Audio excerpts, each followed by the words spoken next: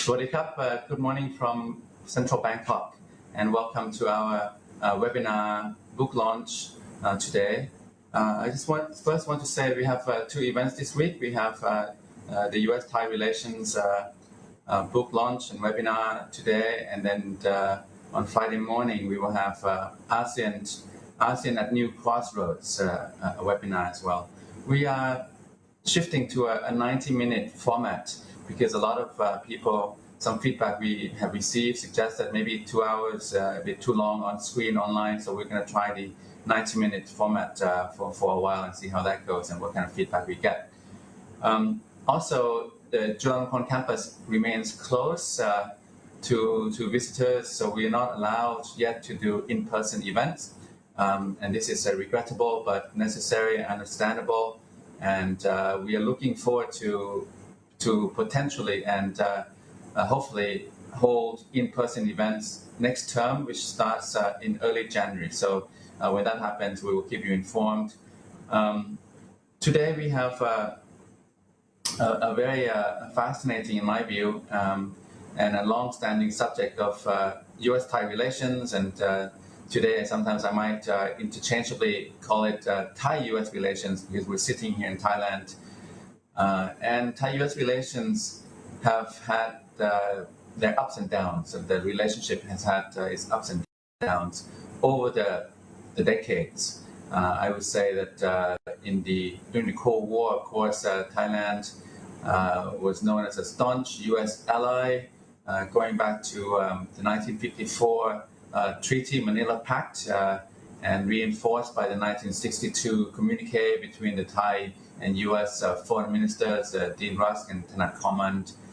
And then during the Cold War, throughout the 60s, 70s, 80s, the relationship was rock solid. I mean, it was a lot of the military-to-military component, I think, is the bedrock of the relationship. But then after the Cold War, the bilateral relationship went through some change, and I think some challenges, faced some challenges, because it did not have the Cold War anti-communism, the common cause of fighting against communist expansionism.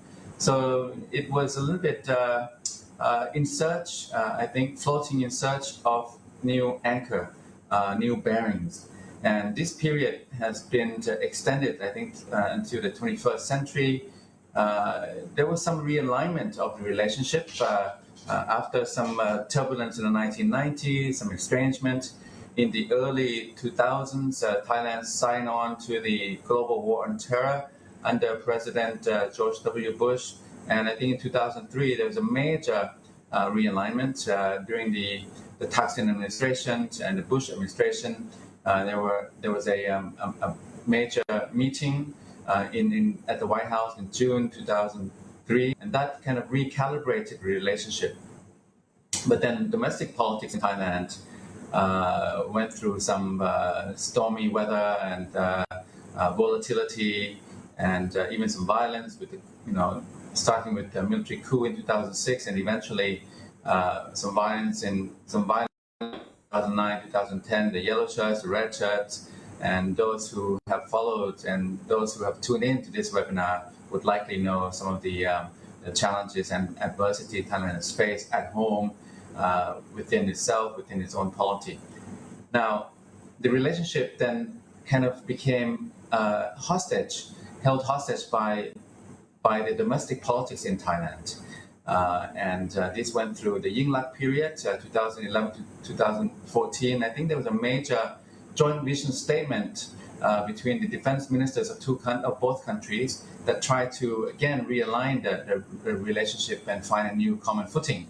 But then there was a coup in 2014 in May, and then since then, I think Thai domestic politics has become paramount, and even Thailand's foreign relations have been securitized around domestic politics with the interests and, I think, resurgence, assertiveness of the established centers of power, the military bureaucracy, the monarchy, judiciary. They've been resurgent, and they've been holding the ground, entrenched and hunkering down for the long haul in Thailand. this has been consequential for the Thailand's projections and relations and posture abroad. Thai-US relations, of course, is a major plank in Thailand's overall foreign policy. Some people think of Thailand between US and China. Up to an extent, that's true, but Thailand also navigates among the major powers beyond the US and China. But today, I think we have the pleasure and privilege to look at a brand new book. I just want to say a little bit about the authors of the book and the book itself.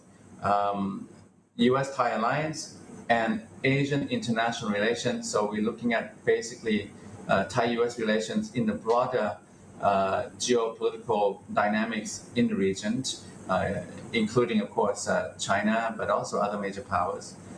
And there are different layers of analysis here. Of course, Thai domestic politics, Thailand, ASEAN, Southeast Asia, regional, and then the broader superpower, global rivalry, geostrategic rivalry and competition between the US and China.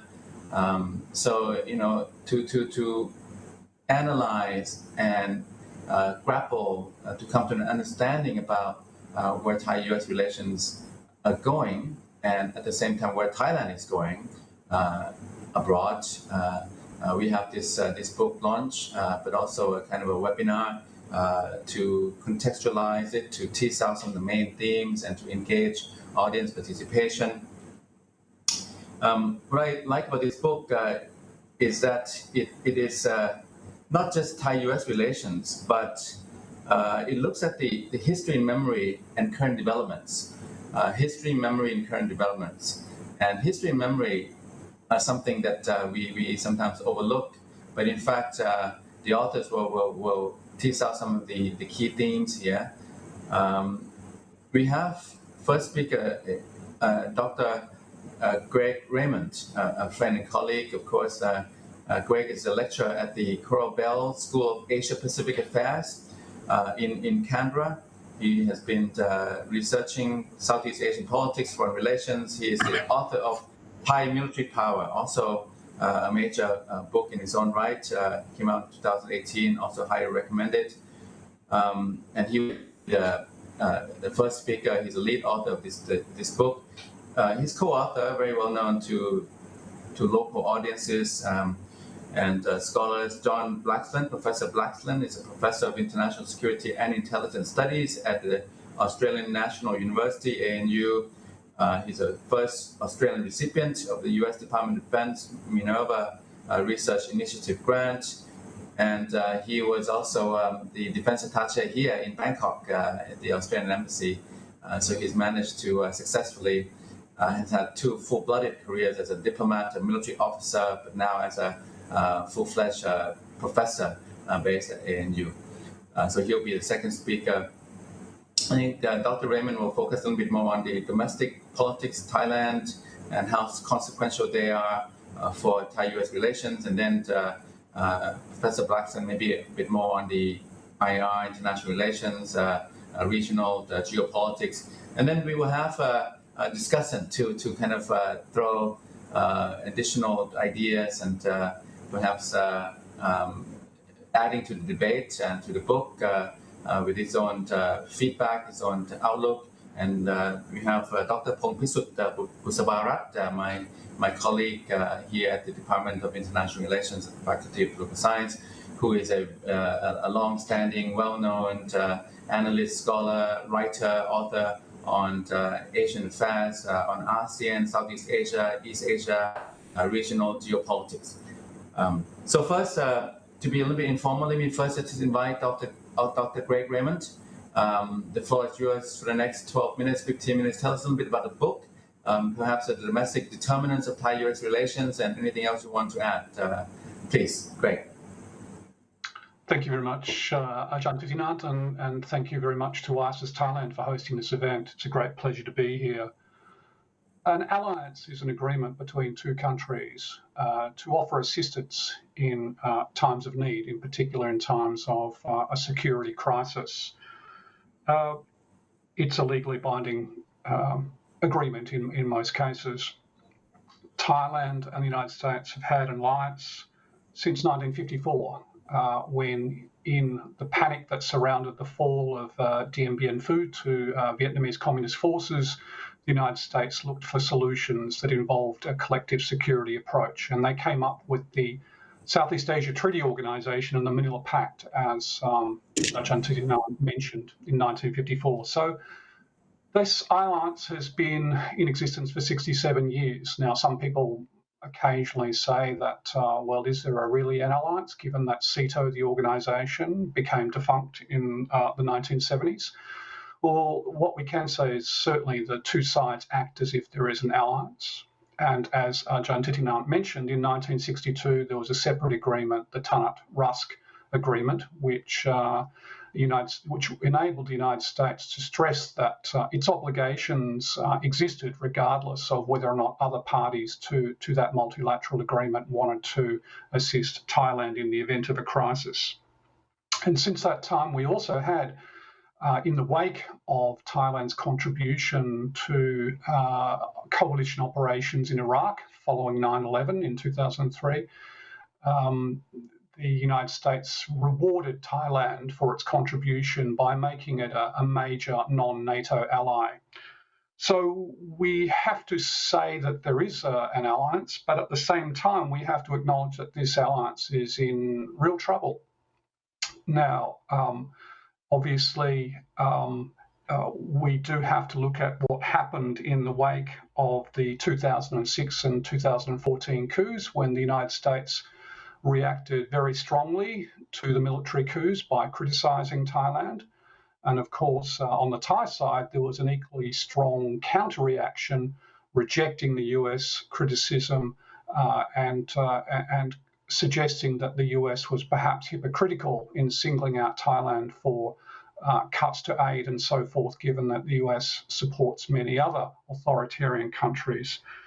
We've also had instances where Thailand hasn't offered the United States access that it's been accustomed to. So, for example, in 2012, the United States wanted to host an atmospheric experiment at Utapao Air Base, and the Thai side declined. Then in 2017, the United States military wanted to use Utapao Air Base for some operations, looking at flows of the Rohingya out of Myanmar, but again was declined. These are worrying signs, but perhaps most worrying from my point of view are the results of a survey. Now, Dave, I wonder if you can bring up a slide, the first slide from the slides that I sent you. This slide is a result of a very large scale set of surveys, and one of the questions we asked is, how possible is a military threat from a great power? This was a question we asked 3 years running, and we obviously asked it in Thai, and we obviously asked it in different ways because we were very surprised at this result. The Thai military, some 1,800 respondents, nominated the United States, its own ally, as the country that is most likely to pose a military threat to Thailand. Now, this is in the context of Thailand, most of the Thai military officers not seeing military threats as particularly likely, but still it's quite a striking finding.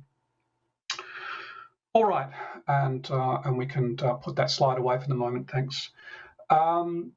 So how do we explain this? Well, the easy answer is democracy, that both sides disagree vehemently over democracy, and that's certainly true. Other answers are China, and obviously my friend and colleague Benjamin Zawacki wrote a very interesting book, Thailand Between Rising Powers, which essentially argues that it's China's rise which has caused this shift.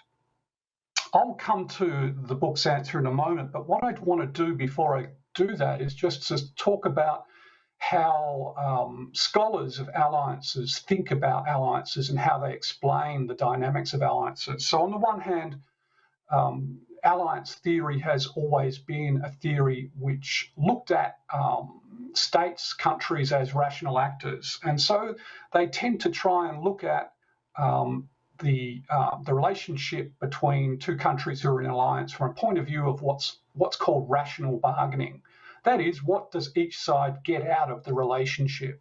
So we might think for the United States, it gets some access to facilities in Thailand. It gets the opportunity to host a very big multilateral exercise such as Cobra Gold, so on and so forth. Thailand obviously gets the security guarantee from a very powerful military force, the world's most powerful military force, in fact. That's the kind of rational bargaining approach. And may I say, right here now, is not the approach of this book. The approach of this book in explaining why things have gone sour between Thailand and the United States in terms of their alliance is very much based in an approach which looks at factors like emotion and identity in international politics.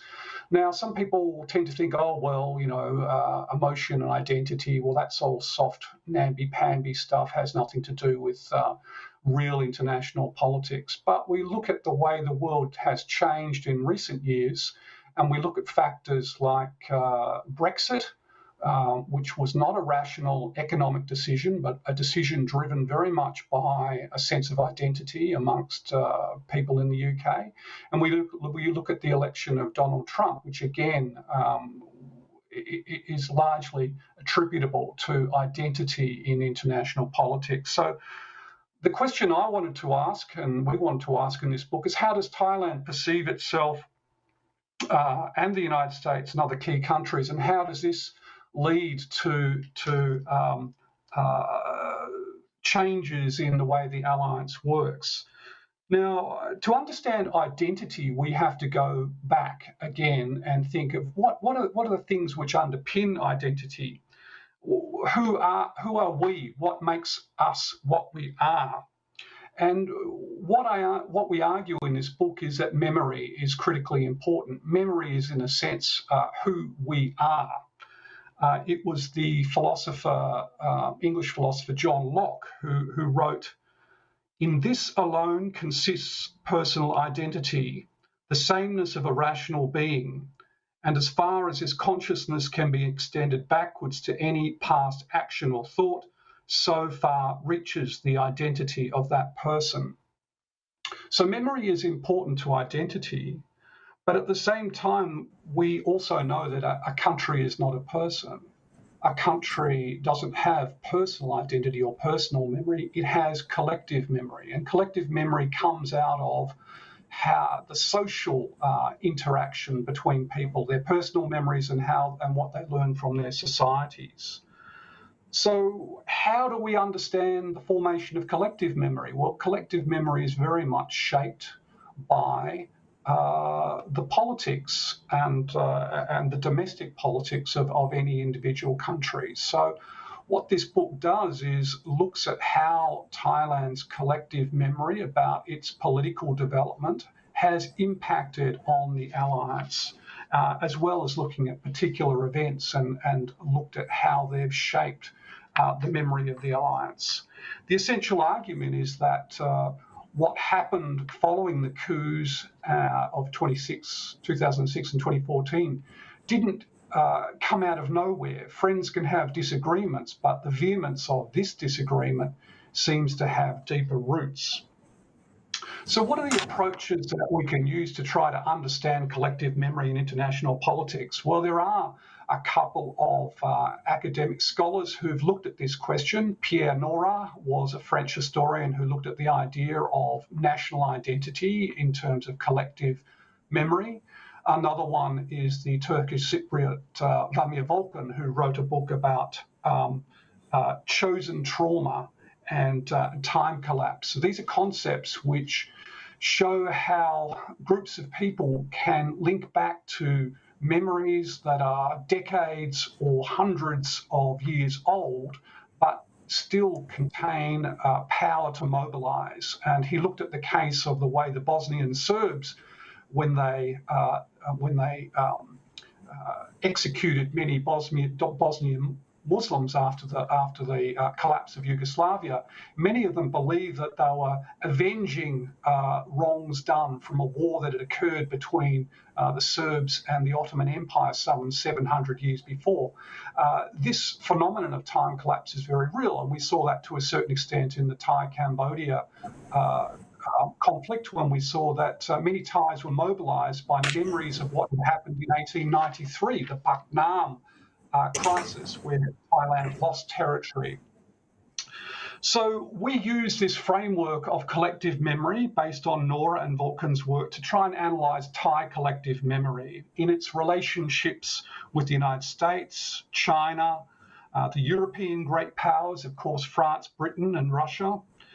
We also look at collective memory for the Asian great powers, Japan and India. And we also look at Thailand's collective memories regarding its neighbours, Myanmar, Laos, Vietnam and Cambodia. The method we used to try and gather the data to make these assessments were, of course, the surveys that I mentioned before, 1,800 surveys, a big number. And I think that gives us a really incomparable empirical base to look at this work. And of course, we analysed that, did a lot of significance testing. We also did a lot of interviews with senior Thai military persons and former diplomats.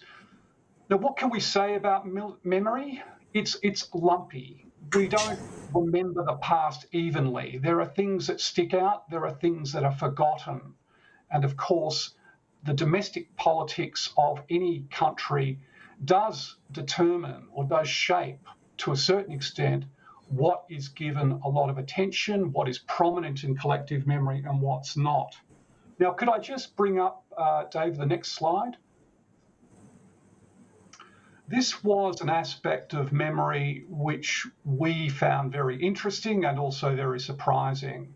So we asked respondents about whether or not they remembered SEATO, which was once headquartered in Bangkok.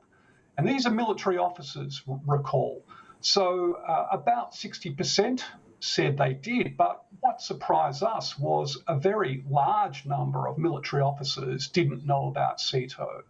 Now, I guess perhaps I'm betraying here my Australianness, because in Australia, the alliance with the United States is something which is revered, such that it's usually written with a capital A. It is something which is hard to overestimate its importance for the Australian military and Australian defence planners. But here in Thailand, about 2 out of every 5 people didn't know about it. So why is that?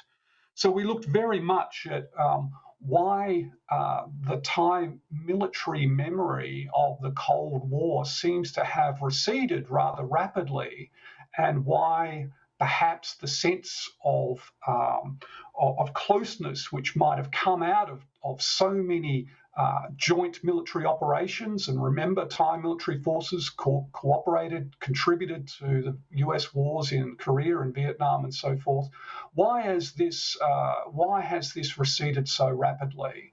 And we look at how certain events, but also just certain choices by Thailand have meant that this memory has receded relatively rapidly.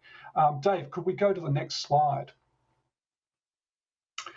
If we try and think of the United States-Thai alliance as what I would call a site of memory, and then the site of memory, which I guess embodies the whole bilateral relationship, is made up of a whole lot of lumps, a lot of smaller sites of memory. And we can look at these in different time chunks. We can look at the way in which Thailand remembers what happened in the very early part of the 20th century, when Thailand was not yet sure that that the colonial threat had passed. Then, of course, after World War II, there was another intersection of Thai and United States interests when the United States decided that it would not allow the UK to mete out very harsh punishment, even though Thailand had collaborated with Japan. So we can go through these different sites of memory. And if we could bring up the next slide. And the next one. It's not well known, and I think amongst Thai diplomats, it's probably a memory that is fading, but United States advisors to the King of Thailand, such as Francis B. Sayer, were tremendously important in Thailand negotiating its way out of the unequal treaties which had been imposed by Britain and others from the middle of the 19th century. Francis Sayer was preceded and followed by a number of other American advisors who gave a kind of impartial advice. Now, Francis B. Sayer has a street named after him in Bangkok, and he was awarded one of the highest royal honours. And many of the older diplomats do recall these sorts of contributions and others by missionaries such as Dan Beach Bradley. But I'd be concerned that this memory is rapidly fading. It's not one that's strong amongst younger diplomats or younger military officers. Next slide. Post-World War II, one would think that given the very important role the United States did play in ensuring that the Thai military, for example, wasn't dismantled, ensuring that Britain didn't get to impose a protectorate over parts of Thailand, that shielding of Thailand that the United States offered, particularly because Thailand had come up with Seri Thai. We don't have time to go into that. But this is not a very strong memory. And I think this is partly because Thai memory of World War II in itself is very suppressed. There's very, very little acknowledgement of World War II in Thailand to be found, particularly in monuments. Any monuments to World War II are a very, very long way from Bangkok. They're away from the sacred core around the Grand Palace and so forth. And if we could have the next slide, please. And things like the fact that Thais were given medals for their actions in resisting the Japanese as part of the Free Thai officer, as part of the Free Thai movement, don't tend to be given a lot of prominence in Thai collective memory about the alliance. Of course, this is before the formal alliance starts, but there's no real commemoration, for example, when the 70th anniversary of World War II happened. Nothing happened in Thailand to recall this joint resistance to the Japanese. Part of this is because Seri Thai and the Thai military became absolute hated enemies of each other, and in fact, the Seri Thai was seen to have humiliated the Thai army, and so there's a great deal of very bitter domestic politics, and some of that has resulted in the memory of World War II, in my view, being much less prominent than perhaps it could be. And of course, that means that some of the sentiment, positive sentiment towards this early collaboration between the United States and Thailand is not given much public acknowledgement. You could go to the next slide.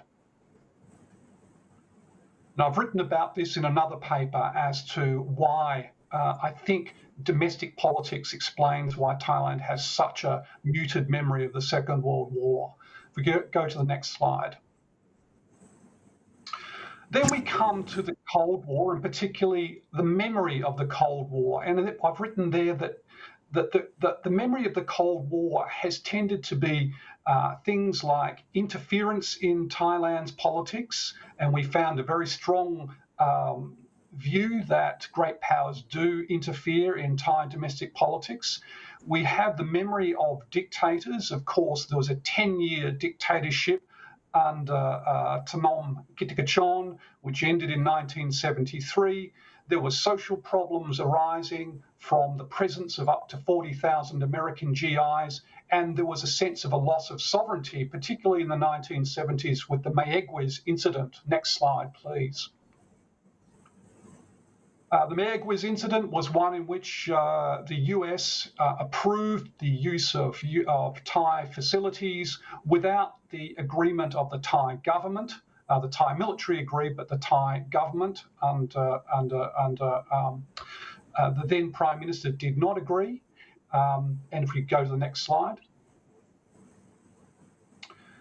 The TV show, which I think came out in the 1980s, Khao Nok Na, was a story of two Amerasian children, the children of American GIs and local Thai women.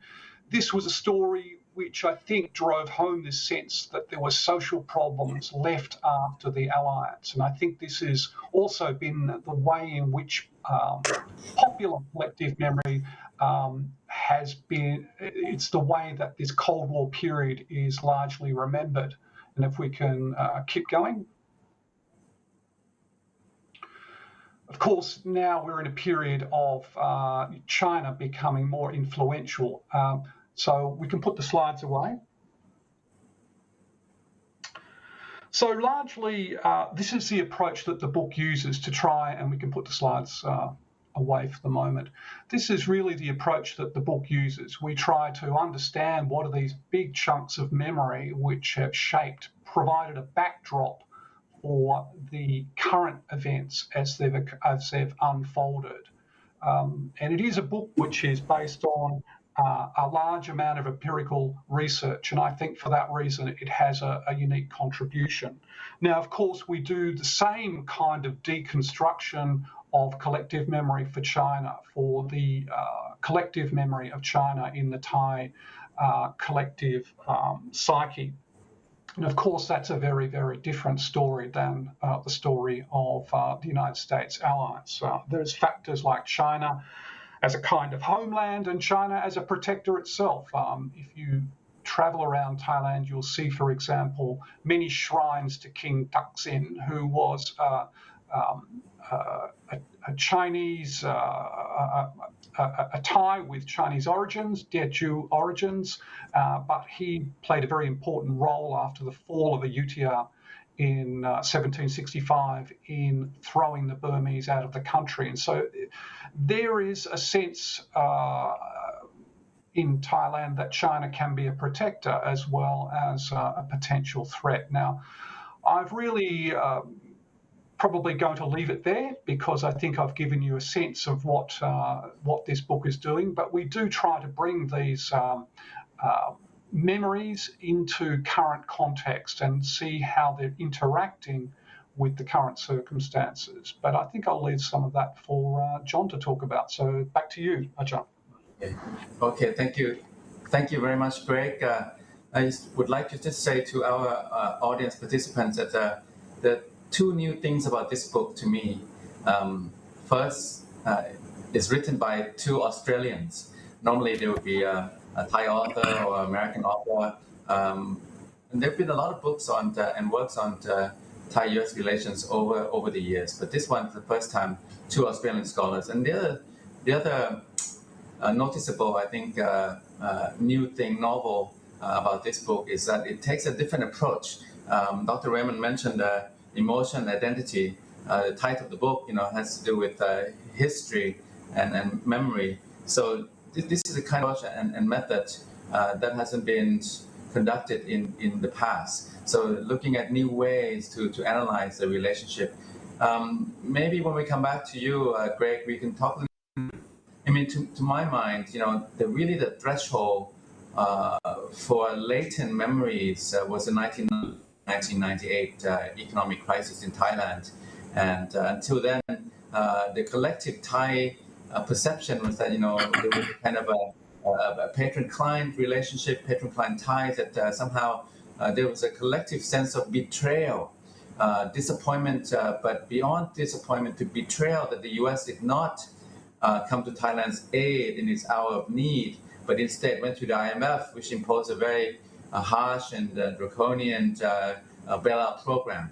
So maybe we can come back to that a little bit. Let me move to, Professor Blaxland, John, Thai-US relations is to the geostrategic mix in broad and the global canvas. I mean, in a way, Thailand is, even though it's out of action because of the domestic constraints at home, it can really not be ignored. I mean, it cannot be ignored because it's just right smack in the center of the map.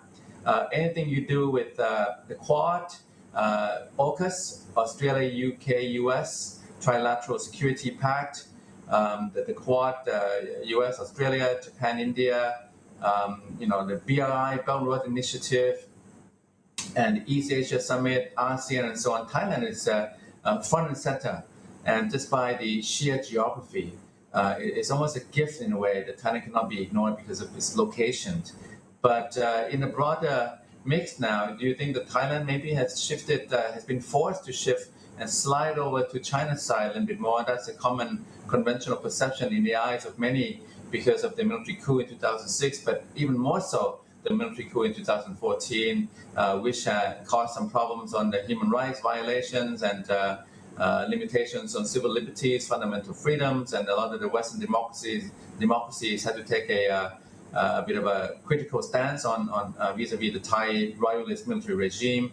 Over to you, John, perhaps in the broader geopolitics of the region, where does the relationship between Thailand and the US stand at this time? Yeah, thanks, Ajahn Jay. It's really great to be with you. And I just want to acknowledge my colleague and co-author Greg Raymond, who really has done the lion's share of the work in making this book happen. Greg's touched on memory and relationships, and it strikes me that this book only exists because of the relationships. The very foundation of this, the fact that we got Minerva Research Initiative to support our project, really sprang from the fact that we were able to tap into a long-standing relationship between our two countries, between Australia and Thailand. Both US treaty allies, the ANZUS Treaty, the words of which are incredibly alike to what the Tanat Rusk Agreement talks about and in the CEDAW provisions that still apply. And so it's I think, I want to just start by acknowledging those relationships, and particularly for, when we think about the way Greg and I have approached this, it's been through the prism of our own experience, our own sense of Australia's relationship with Thailand, Australia's relationship with the United States. And the engagement that we've had is largely facilitated by great relationships we got with people in Thailand. Here I'm thinking particularly of General Surapong Suwanaat, who was instrumental in facilitating this project and our access to the Thai military colleges, the war colleges, the defence colleges, the staff colleges, the joint staff colleges, that enabled us to do the survey work. And the confidence that came from a relationship that goes back, to the times of CEDAW, if not before. The fact that the King himself went through the very college I'm a graduate of as well, the Royal Military College Duntroon, speaks to a depth of the relationship that most people tend to forget about because we're a bit further away and we're not the main news item.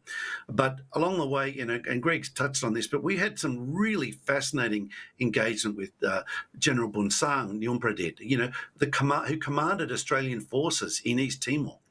With Anand Panjarachun, former Prime Minister, Ted Bunag, Surakiat Satiratai, Gobsak Chutigun, Gantati, and others, who were really incredibly helpful. Admiral Graywood, Apichai, Nawid, Nipat, Generals Jertwood, Surasit, Wirachon, Jumpon, Turdsak, these people who have a relationship with us, who understand the US-Thai alliance, but see Thailand as being in a network of relationships. And I think that's one of the great things about this work, and Greg really deserves a lot of the credit for this idea of the site of memory and how he's positioned this in light of our research that then capitalise, and we owe a debt of gratitude to other Australian diplomats, Bill Patterson, Paul Robiliard, particularly James Wise, who wrote that really great book, Thailand, History, Politics and the Rule of Law. That complemented Greg's book, Thai Military Power, A Culture of Strategic Accommodation. These works have informed our perspective on this work, and that was then reinforced by engaging with the East-West Centre, with Satu Limai in Washington, Ralph Cossa and Kerry Gershnick in Pacific Forum in Hawaii, Amy Seawright at CSIS in Washington, colleagues at ANU, Brendan Taylor, Bill Tao, Brendan Sargent, Ian Henry, Andrew Carr, Leszek Brzezinski, Joan Beaumont, who really helped us position this in a way, understanding the scholarship of others and recognising that this is something bigger than just Thai-US relations. And this is one of the great things about the Thailand and Asian international relations. It's about the significance of the parallels. It's about understanding the Thai relationship with the United States in the context of its relationship with other powers as well.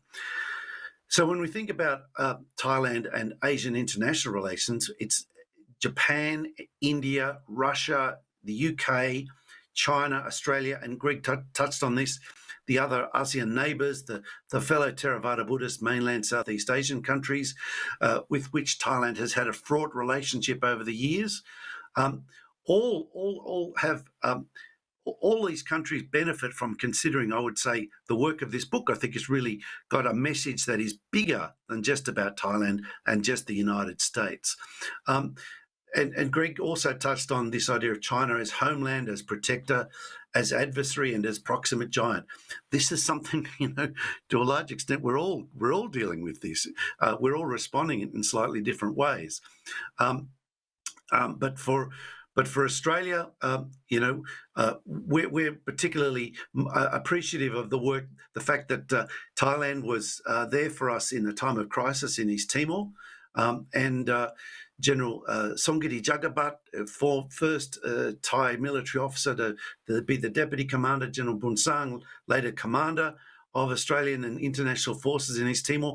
But the fact that Thailand felt comfortable going there with Australia in the East Timor crisis speaks to a common sense of where we live, the geography we share, slightly closer to China in Thailand's case than us, but still this kind of the maritime, the fulcrum of the Indo-Pacific, if you like, and the fact that I think we have more to learn from each other by looking at each other's experiences and looking at each other's relationships, and I think this is something, it's a real message for the United States as well, in terms of, Greg touched on this, how the United States has invested enormously in education, in infrastructure, and you look around the world, look at the neighbourhood, the countries that, back at the end of the Second World War were in many respects on a very similar economic footing to Thailand, Myanmar, Cambodia, Vietnam, Laos.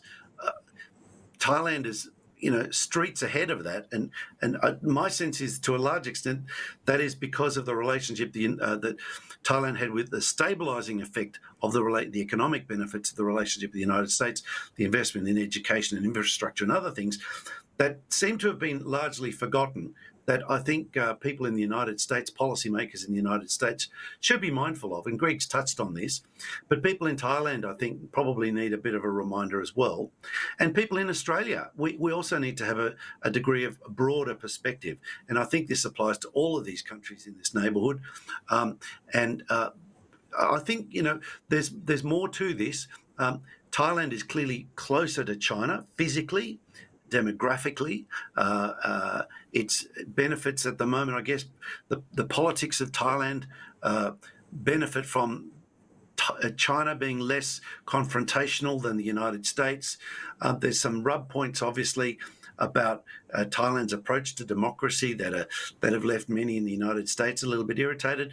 Interesting, of course, Australia. We've now got this strategic partnership with Thailand that reflects a kind of a realist approach to the relationship with Thailand, mindful of the fact that we've been invested for a long time, and yet have different approaches to our democracy. But you look at the other countries that Greg really touched on briefly, but we deal with, and Greg in particular deals deeply in the book, the relationship with Japan and India. These are really interesting countries, and Russia, of course, with which Thailand has had a long and close relationship. But Japan enormously invested in Thailand.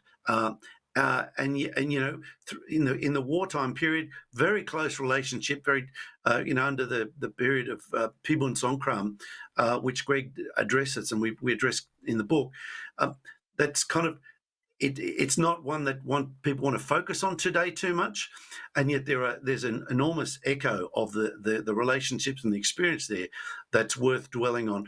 India, incredible cultural overlap between Thailand and India that you see when you go and see the murals. You see the language, even the influence of Sanskrit and the cultural influence of India that is profound on so many levels. And yet India, modern political India today, doesn't carry nearly that resonance today. And there seems to me that there's something in there for Thailand and India as well as they think about how they position themselves. Of course, Russia, which is a long relationship going back to the time of the Tsars, which it resonates to a large extent with some aspects of Thailand's body politic today, also seeking to capitalise on those relationships.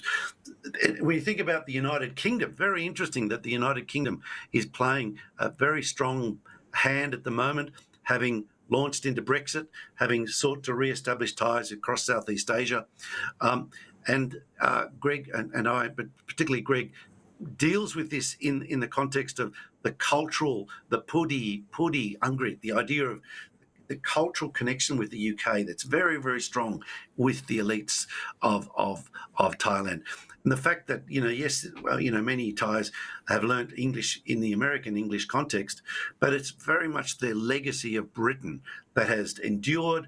And to a certain extent, Australia's been a beneficiary of that as well. The fact that the King went to the Royal Military College Duntroon is in fact part of the legacy of that British connection. Not that that's addressed in detail in the book, but it's certainly one that is worth a conversation. So I'll leave my remarks at that point for now. Thank you very much, John. I'm going to press you a little bit, John. Can I ask you just a quick follow-up 1-minute question? Of course, the Thai-US ties, they exist, they move around on a very fluid canvas. And you mentioned Thailand's relations with all the major powers. In fact, Thailand may be unique in that way. It has a very good established relations with all the major powers through history. Unlike other Southeast Asian countries, for example, partly because Thailand was never colonized. But in the moving mix that we're seeing, is Thailand going a little bit more towards China? I mean, Thai-US relations, and also is the US not giving up on Thailand, but maybe reprioritizing a little bit. And by this, I mean, for example, the US-Vietnam relations have been upgraded. I mean, Vietnam in many ways behaves like a treaty ally, and Thailand in many ways behaves like a strategic partner. Not quite a treaty ally. So, I mean, this is a kind of a fluid situation, and it's been up and down, and the domestic seems to be the main determinant. What do you think? So, it's very interesting as an Australian, and Greg can comment on this as well.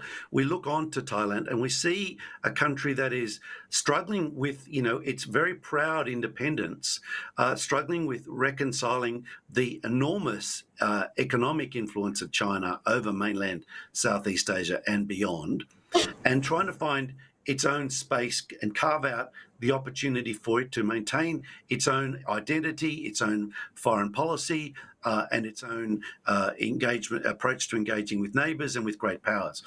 And this is where I think, when we think about the Asian international relations dimension, ASEAN is all the more important now for Thailand. Now, ASEAN has been important for Thailand ever since its creation. But with great power contestation on the rise, with China's influence rising, with demands for access for economic investment and for BRI projects, and for Thailand to take a more compliant approach towards some of the more contentious issues of foreign and international relations, Thailand is more dependent on agency through ASEAN than ever before, I would contend. And of course, when we look and see what's happened in Myanmar, it's deeply unsettling for Thailand, for ASEAN, for Australia, which is invested in ASEAN as well, to see the dysfunction, growing dysfunction in this domain because of the approach that the Tatmadaw has taken to governance in Myanmar. And so there's a question here about, well, what agency does Thailand have? I'm a little bit surprised that Thailand has not taken a more proactive approach towards managing issues like Myanmar, with a view to maintaining Thailand's independence. Because without ASEAN working, without, in the absence of a clear alternative, ASEAN remains very important to Thailand's independence and to the independence of Southeast Asian nations writ large. And to my mind, that is a very important part of the way forward, if you like. And here I'm mindful of the fact that General Min Aung Hlaing has a relationship with Prime Minister Prayut, General Prayut, that goes back a long way, and that there is an opportunity for Thailand to have agency and influence in Myanmar in a way that will actually protect Thailand's independence as much as ASEAN as well. Okay. Thank you very much. I mean, I also note that for perceptions that Thailand has gone over to China, not quite spot on, because when there was a chance, a small window, General Prayut did visit President Trump at the White House in October 2017. So that was a Thai strategic elite. Yeah. Okay. Thank you very much, John. And we'll come back to you and to Greg. Let me move on to Dr. Phongpitsut, who's, I think, working on Thai-US relations as well, among other issues and projects he has.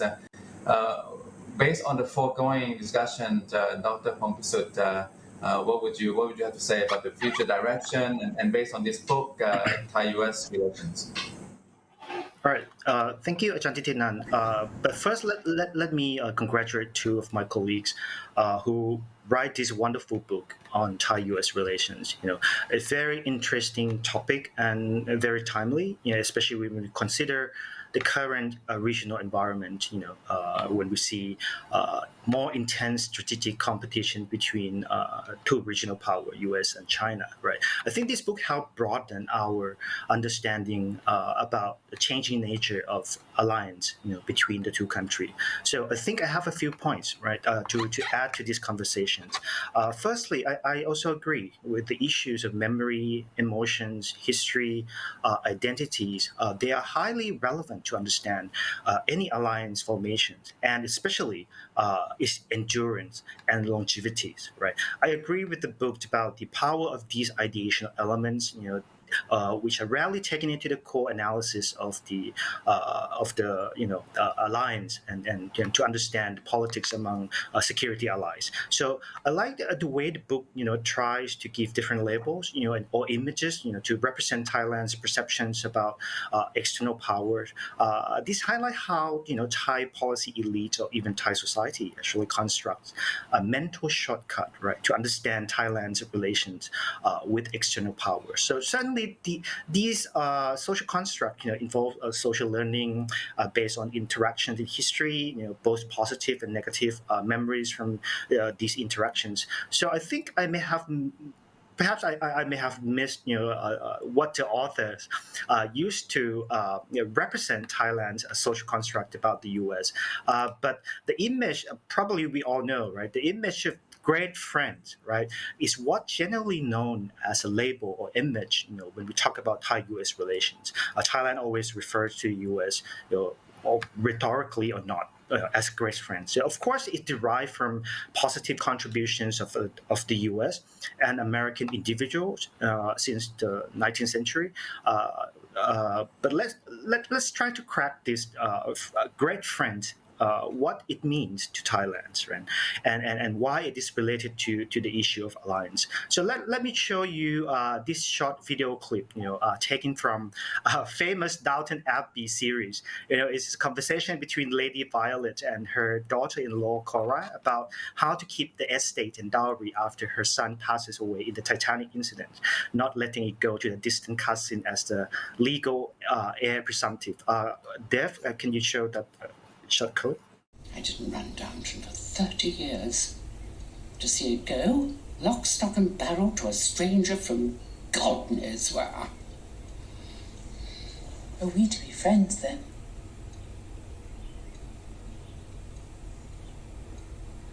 We are allies, my dear, which can be a good deal more effective. All right.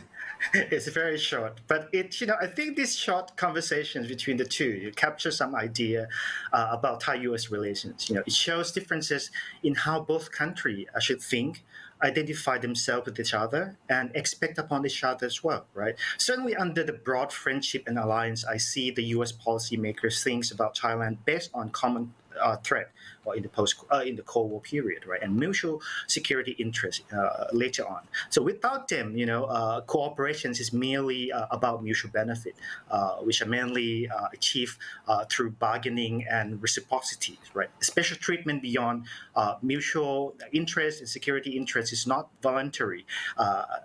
It is only voluntary, not necessary. So, however, if you know the word allies, right, in English, it is translated into Thai language as pantamit. Let's crack these two words, right? It's from Sanskrit, panta and mit. Panta is binding or a bond, right? And mit is friend. So linguistically, the concept of alliance in Thai language is likely to be some sort of deeper friendship, right? That binds friends together. So this comes to an interesting point of how the two understand alliance differently. Right. In this sense, friendship is beyond having mutual interest. It shapes certain behavior and expectation as well. Right. Between friends, you may need to exercise more tolerance to each other, even though you don't like some of your friends' habit or behavior. It could mean you may need to show your support, or sometimes want to help out other friends in difficult time.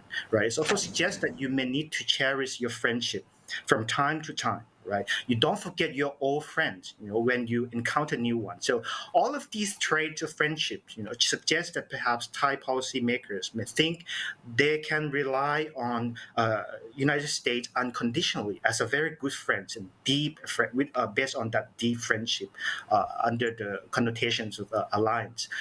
So the problem in Thai-U.S. Alliance can also be viewed as a conflict between these two concepts, right? So I think when we look at the Thai-U.S. alliance, we can see that the interplay between ideational elements and material interests in the way that both dimensions of the alliance do not match or produce a positive outcome. Especially in the post-Cold War. Basically, for the U.S., right, the idea of alliance rests on alliance utilities and interests, like what Lady Violet said to Cora. So when Thailand does not offer such utility to the U.S. strategy, as it did in the Cold War, attachment to alliance has faded. Right? So the disappearance of common threat after U.S. withdrawal from Southeast Asia, in the Cold War, late Cold War, kind of like opened this Pandora box, that accumulated in the deteriorations of the alliance in the subsequent period. So U.S. may not see Thailand as a choice, or priority anymore in the post-Cold War policy environment. So in turn, Thailand interpreted this development as being abandoned, or unimportant, which didn't comply, with the concept of friendship in the Thai mental code, right? For example, like in the early 1990s, right, Washington adjusted its military approach towards, Southeast Asia. So it used forward deployment. So hence, a strategic Cold War allies in Southeast Asia were less important. You see, like withdrawal from Thailand in the late 1970s, and then like in the early 1990s, right, withdrawal from the Philippines. And in turn, forward deployment strategy give more flexibilities and options for U.S. military strategy to seek other strategic partner, right? You see, like instead of Thailand, Washington chose Singapore, right, for the access, for the access in its military facilities. So in that sense, Thailand as a mainland Southeast Asian countries was not an important, choice for the U.S. to operate in the post-Cold War period. So another issue, perhaps if you look at the broader, importance of non-traditional security challenges in the post-Cold War period, that also affected utilities of Thai-U.S. alliance. Maritime security has become a primary concern among maritime Southeast Asian states, also the U.S., right? This promoted policy convergence between U.S. And many littoral states in the regions, particularly Singapore, Malaysia, Indonesia. So to combat transnational threat, including maritime security, piracy, terrorism. So in this sense, the positions of Thailand in mainland Southeast Asia has little, or if not at all, to offer to this changing security focus. So, however, if you look at the utility of Thailand to offer to the United States, perhaps there were like two times, two periods. I think Greg, Jan Titinan, and John also refers to this. First, in the wake of the September 11, right, U.S. war on terror campaign, Thailand was active. Like Thailand helped the United States to arrest terrorist Hambali in Thailand, and also housed CIA secret sites for terrorist interrogation, right? So a second opportunity was during Obama administrations under the pivot to Asia. So Thailand would have right been a good choice for the U.S. to promote its return to the regions. This reflects in Obama picking Thailand as the first stop during his Asia visit in 2012. So despite these opportunities, right, like all of us understand, there were obstacles for Thailand to fulfill American expectations as an ally. First, Thailand suffered from democratic struggle marked, with two military coups in 2006 and 2014. During these decades, right, Thailand experienced a high leadership turnover. So continuity of foreign policy perhaps get interrupted. Many times government were reluctant to deal with sensitive issues, with the U.S. to avoid public disapproval, and China factors also complicate the issue. For example, like John talked about Yingluck government failed to approve NASA request in 2012 to use Utapao, right? And then Thailand was also reluctant to join TPP back then, right? The military coup in 2014 was a final draw of American disenchantment on the utilities of the Thai allies. They could have been Thailand could have been a cornerstone in Southeast Asia for the rebalancing strategy. But all the key developments in Thailand work against all major pillars in the pivot to Asia. So therefore, Thailand was no longer a choice. Right. So, in contrast, Thailand and the United States engage in criticizing each other about, internal interference in Thailand domestic affair or human rights and democracy. So Thailand has been pressured, to open up and proceed to general election as soon as possible. So even though the tide were resumed, right, but it's still a bit unclear how Thailand can fit into this U.S. strategy, right? In the subsequent period, when U.S. promoted free and open Indo-Pacific strategy, so the importance of Thailand as a key priority in the FOIP was also questionable, right, as the intensity of the U.S. China rivalry sort of increased. So the Thai leaders were relatively less enthusiastic in supporting the FOIP as it could complicate with the relations with China, right? So in this sense, although Bangkok and Washington resumed the tie, right, China had already bought the heart and mind of the Thai political leaders. So at the same time, Washington has been active in building security network, in the regions. Then, even pushed Thailand down the priority, right? Washington goes for, as you know, Singapore, Vietnam, more important in the current strategy. So Thailand as a choice is even dimmer, when you consider the broader security network that the U.S. has been trying to build, including Quad and recently AUKUS. When considering the promotion of liberal value, right? Certainly Thailand's utility dropped to the bottom. Besides its own human rights problem, its role in the promotions of liberal democracies and human rights in Southeast Asia is less reliable. Like you guys just touch upon Thailand's role in Myanmar against the military coup this year. So these post-Cold War development, right, build different expectations between understanding of allies between the two parties. So as I explained earlier, the U.S. sees alliance through mutual interest, common threat, and alliance utilities, right? But Thailand see it as an as like an advanced level of friendship, that binds two friends who would understand, tolerate, and help each other. So the downgrade of Thailand in U.S. policy makes Thailand feel unimportant and abandoned. Right? Minimal assistance from Thailand, in the tough time, for example, like the financial crisis in 1997, disappointed Thailand. Right. So policy and criticism against Thailand also make Thai policy makers question the sincerity and real intentions of the great friend. Right. So that's all, like the intermingle between both material and ideationals that produce some sort of like awkward relations, in the post-Cold War, that many people like try to propose the reinvigorations of the tide. I have been studying this issue for quite some time, and there were attempts, like since the early post-Cold War, to reinvigorate the relationships. A lot of proposals from scholars, think tank policymakers, but like until now, it's that's why it becomes like important issues that we have to discuss, like why it never works. So okay, I'll stop here first, and then let's discuss later. Thank you. Thank you. Thank you very much ครับอาจารย์พงษ์พิสุทธิ์ for very rich feedback. If I may, we're looking at two sides of the relationship. For the U.S., I think the protrusive issue that's come out, kind of insight, is that for the U.S., Thailand is like a value. Like, what kind of strategic value does Thailand provide for the U.S.? But from the Thailand side, the perceptions in Thailand, I think Dr. Pomisuk also is adding to the mix here from the two authors.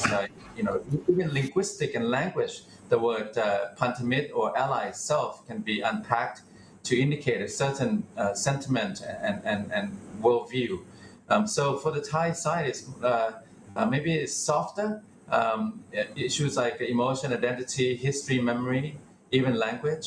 For the U.S. side, I think it's still the traditional hard perceptions on value, strategic value, the treaty ally, and for the conventional literature, I think also the way that the relationship has been made, they will look at U.S. aid, the GSP, the trade surplus or deficit, or the stock of foreign investment from the U.S. and the milled exercises, the weapon sales, and so on. How many scholarships, and so these are the traditional lens of looking at the relationship. And we're hearing today, and from this book, a new way, other elements, other lenses that should also be focused on the relationship to gain a more complete and wholesome understanding, a more robust understanding. We have a couple of questions now from audience members, and I want to come back. Let me just first mention from Kun Panya Lao Tong. How does Thailand deal with the lack of unity among the ASEAN and inconsistency of U.S. foreign policy? So basically, how should Thailand respond to ASEAN divisions and U.S. He calls it inconsistency. And then the second question, which I think I want to use this one for the next discussion point, which is, will Thailand's inaction and passivity as regards the Myanmar crisis lessened Thailand's value to the U.S. foreign policy in the region? So is Thailand's strategic value less so today just because of inaction and inertia at home? And this is not just on Myanmar crisis. This is a question of Myanmar crisis, but also other areas. I mean, within the ASEAN fold, on the broader geopolitical mix, it just seems like Thailand's below the radar a little bit. And if this is the case, is this why we're seeing the added value of Singapore, of Vietnam? What do you think? Let's go back to Greg first. Greg, in the prevailing discussions, your turn again.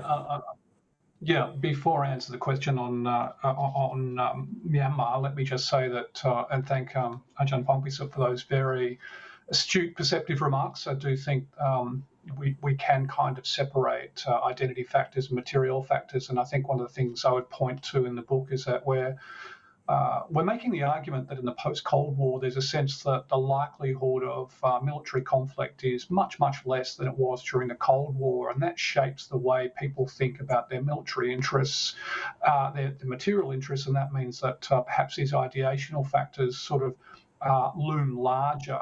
If we go back to the Cold War, one of the things that really prompted Thais to think about going into the alliance was the North Korean invasion of South Korea. And Edward Stanton, the then ambassador, really pointed out as that being something really that really turned heads, seized attention in Thailand. Well, we don't have that kind of atmosphere these days. And so I think these identity factors, what do you like as a friend? Yes, definitely the Asian financial crisis came up as a very big factor that led to Thai disappointment. These things are relatively larger, these questions of identity, when you're not worried about imminent military threats. As one American put it when we interviewed, one American interviewee said, the US-Thai alliance is a threat-deprived alliance. And I think to a certain extent there's some truth in that. Now, on the Myanmar question, I think you also have to observe that the United States has not been terribly focused on Myanmar, I don't think, despite the really serious number of casualties going on there. It's a pretty hot civil war. And yet I think the United States level of interest has been tepid, to say the least. And I think that's symptomatic that Southeast Asia as a whole really has been much less important to the United States since it packed up in 1975 and left. I think that is the brutal truth, and something that certainly that our Thai respondents noticed when they talked about the seniority of the ambassadors that would be posted, the US ambassadors that would be posted to Bangkok. Quite a few of our interlocutors pointed out, well, they're much more junior than they were in the time of the Cold War, or even immediately after the Cold War. So there is a sense that Southeast Asia is really receded in terms of US interest. And I think that, if you go to Washington, and you look at the relative number of think tanks devoted to Southeast Asia compared with those devoted to the Middle East, well, I think it's about 1 to 100 was one estimate that was given to me by a Washington insider. So Southeast Asia, it's not as important as it was, and I think that's just the hard fact. Now, the way that the United States would look at Thailand, I think Thailand is looking very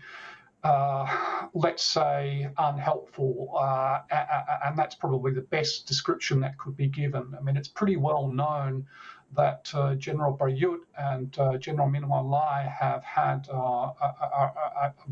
quite a civil and even close relationship. The Thai military and the Burmese military have grown much, much closer over the last decade. Of course, we know that Min Aung Hlaing would come to General Prem and call him his godfather. I'm looking at some of the, some of these things that were said in meetings between them, and they agreed that countries should have their own version of democracy. So I think there's a degree of, let's say, authoritarian collusion going on that the United States would not find very attractive, and unfortunately that authoritarian collusion has been an increasing feature in mainland Southeast Asia, with various dissidents disappearing across borders, Lao dissidents disappearing from Bangkok, Thai dissidents disappearing from Phnom Penh. That's part of a larger picture, which unfortunately from the United States point of view is pretty unattractive. And hence they're even prepared to go to other authoritarian countries like Singapore and Vietnam and look for their support. And as I think, Pongpitsut has made a great point, that maritime, the literal maritime states are much more important at the moment in US strategic thinking than are the mainland Southeast Asian states. Okay, thank you, Greg.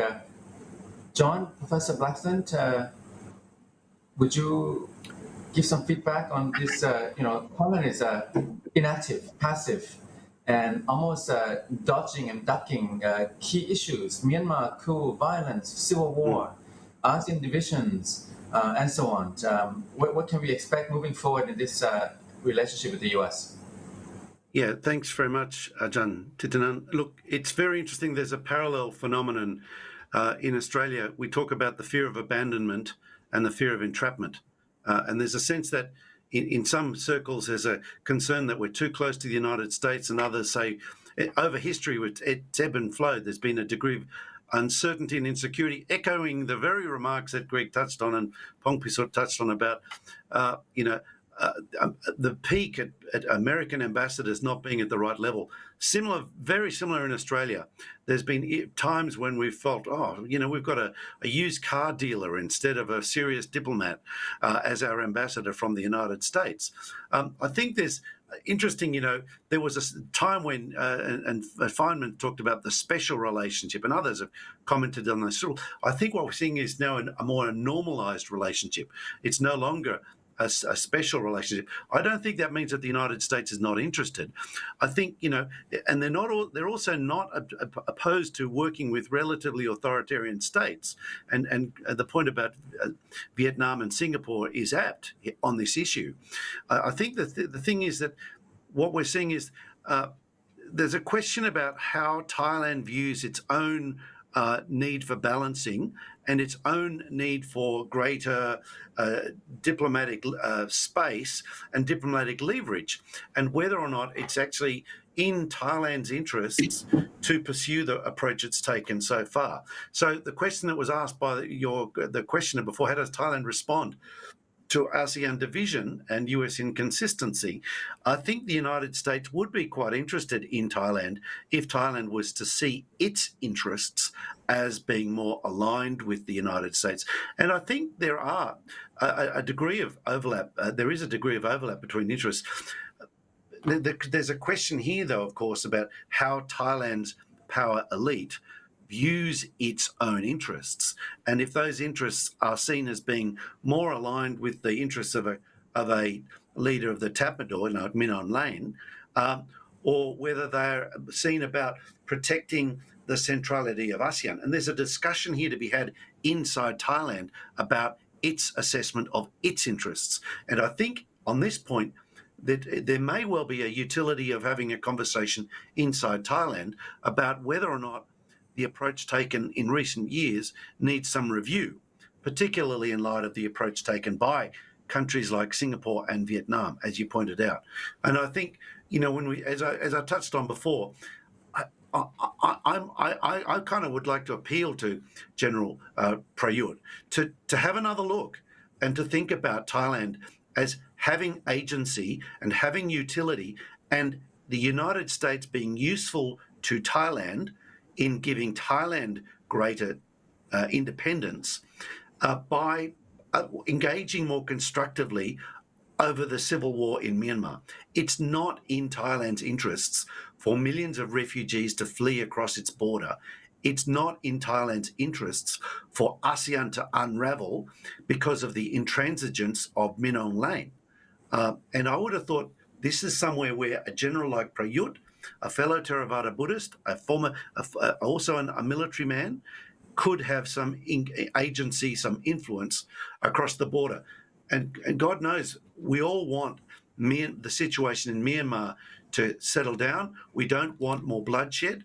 We also don't want the situation to get worse. Now, I think there's a space here where Thailand's actually had a very constructive approach towards, relatively constructive. I mean, I think many of us would like to see Thailand being an open liberal democracy, but at least Thailand has restrained itself from, the military has restrained itself in its use of force and has sought endorsement through the ballot box, as limited as that has been.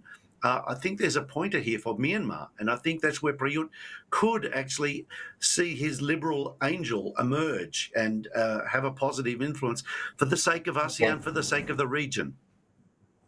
Yeah, thank you very much, John. I mean, that's a very good point, well taken. In addition to what you've outlined, I mean, Thailand also has the longest, we share the longest border with Burma, Myanmar. And of all the neighbors, I think Thailand has the most at stake in what happens inside Myanmar today and in the near future. We have some questions. There's one here from Irene Chan, our think tank scholar, friend, colleague in Singapore. What role does Thailand think that the U.S. play in mainland Southeast Asia now, with China, while China is expanding and institutionalizing its influence? So let me just turn the attention to Dr. Pompisu. You mentioned about maritime security and the kind of the importance now, maybe the primacy perhaps of the maritime domain. Does this mean that the mainland Southeast Asia will become more under China's influence? For example, we have in December the inauguration of the Kunming-Vientiane railway, and this is an amazing project, part of the BRI SIGPEC corridor, one of the 6 corridors linking the Belt and the Road. So, if maritime is more important, the mainland become more within China's orbit. Dr. Pompisu. Thank you, Ajahn Thitinan, and thank you, Irene, for that questions. Yes, I think this questions is touched upon another issues that John just mentioned, right? The issues of leadership of Thailand in the regions. I think in the past decades, we don't see that much of the U.S. support to Thailand's regional leadership. Like when the ambition is there, we all know that Thailand always refers to itself as like a natural leader of the mainland Southeast Asia, and that perhaps gets obstructed by the domestic politics in the past decades. So, in a way to reinvigorate, Thai-U.S. relations, I think one way to do that is to support Thailand's regional leadership, in many fronts, especially on mainland Southeast Asia. And I agree that China is increasingly influential in mainland Southeast Asia, but the problem is the amount and resources that the U.S. Are trying to pull into these sub-regions are still minimal, compared to other areas, especially in the maritime Southeast Asia. So we see like a U.S. Mekong partnership, recently, reinvigorated by Trump administrations toward his last periods of office. But when you see this, right? I mean, of course, U.S. want to show that it's more committed to the Mekong sub-region, mainland Southeast Asia. But I mean, compared to China, it's uncomparable. Right, China, goes to every sectors, right? Like investment is still one of the biggest investor in many countries in mainland Southeast Asia. Trade, undisputably, China is very important to every countries in mainland Southeast Asia. Of course, perhaps every countries in Southeast Asia. So economically, China is more important in that sense, right? So you cannot discard China factors in Southeast Asia or mainland Southeast Asia calculations about their relations between China and United States. So the attempts to institutionalize the cooperations on the Mekong sub-regions is also important, and that actually challenged Thailand's ambitions for the regional leadership as well. So I think recently there were attempts to kind of reinvigorate sub-regional initiative, right? If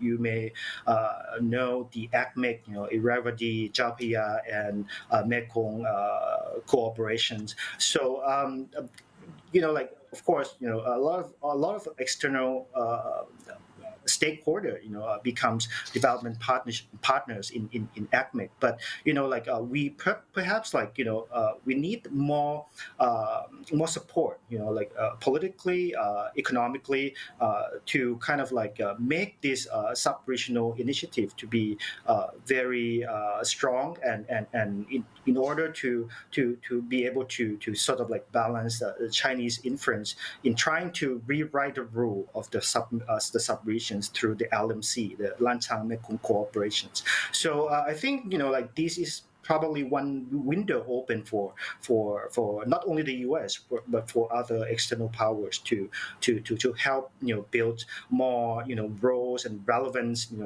in the Mekong politics. Okay, thank you, Kap, Ajahn Pongpisu. We're coming up to time, and I just want to go for a last round here. We might exceed time just a little bit because we started a little bit later. So there's a question, by the way, from the Peruvian ambassador in Bangkok wanting to buy the book. So we're recommending Amazon and Routledge, but that's for the authors to know. But coming down now for the last round, maybe a minute or two each. Looking out into the future, a little bit of a crystal ball. I mean, to what extent and under what conditions can Thai-U.S. relations be so-called revitalized, reinvigorated? It's been talked like this for some time. Or does it need revitalization? Maybe it is where it is. It makes sense to be where it is. So on that, within that note, and then in broader geopolitics of Asia, in the context of the book, let me just ask Greg and then John and Ajahn Pongpisit to just have a minute or two each, please. Greg. Yeah, sadly, I think that the prospects for a rupture to the US-Thai alliance are more likely than a reinvigoration at the moment. And I don't think it should be forgotten that the US has actually disposed of allies in the past. It's done that. It did that with Iraq. Iraq was an ally at one stage, and it was unceremoniously dumped when it no longer became useful. And I think there is growing negative sentiment amongst the American security establishment regarding Thailand, and I think that's of major concern it should be of major concern for those Thais who wish this alliance to remain in good shape. I think at the moment probably the only thing which is going to reinvigorate the alliance is a strategic shock. I think it would be something along the lines of China using force in the South China Sea. I think that could change thinking quite dramatically in Thailand in a short space of time. I think at the moment the encroachment that we're seeing from China in mainland Southeast Asia is concerning. We had Thai security people tell us about how concerning what they're seeing in Laos is, but that's a very slow burn issue. And at the moment, I think domestic politics is trumping the security concerns about that. So at the moment, I think it's more likely that if China overplays its hand and starts to look like it might resort to military force, I think things could change around quite rapidly.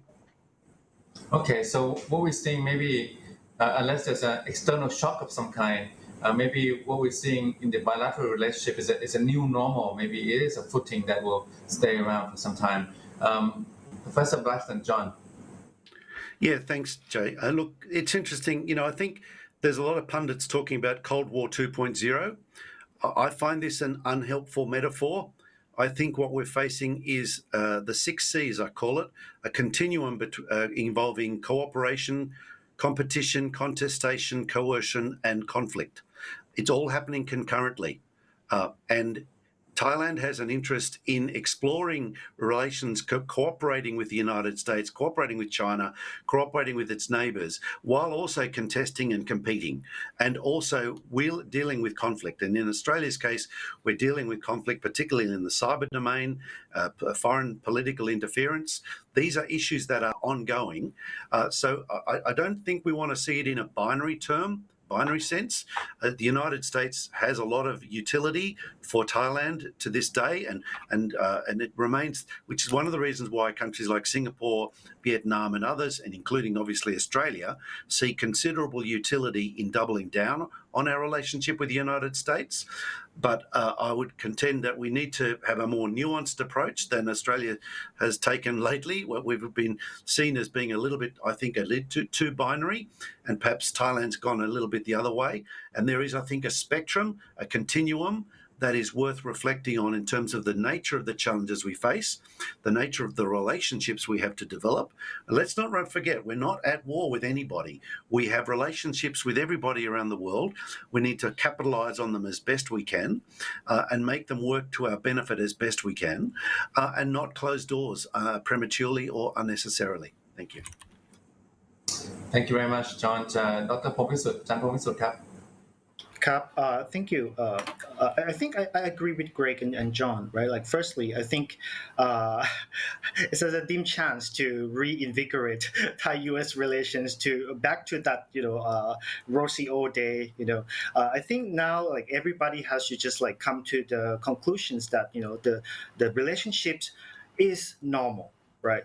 normalize as sometimes normalize is a bit like a confusing word, but like normalize in the sense that it's like a two-state relations, right? Like one doesn't need to expect greater treatment or better treatment beyond like just a bilateral relation. So like cooperation can flourish from that. Like that's why like we all talk about memories, because there's like the chunk of the memory that to get the backup of the alliance, like politics, right? Like alliance, pantamit, and it should be like deeper a sense of like friendship. So that expectation should be just like reduced from the Thai side, especially, and the Thai side has to come to that point, right? Like this you cannot expect U.S. to accommodate every time, and at the same time United States has to be a bit more pragmatic in many ways,